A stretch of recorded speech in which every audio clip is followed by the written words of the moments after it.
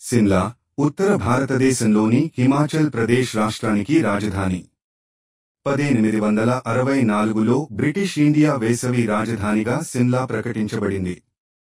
స్వాతంత్ర్యం తరువాత ఈ నగరం తూర్పు పంజాబ్ రాజధానిగా మారింది.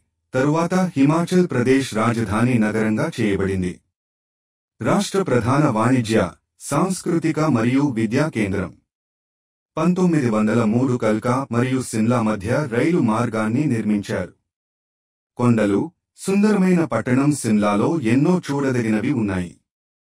సిమ్లాలో మీరు చూడవలసిన ప్రదేశాల జాబితాలో జాఖూ కొండ, ది స్కాండల్ పాయింట్, రిడ్జ్ నల్ధేరా మరియు సేలీ శిఖరం.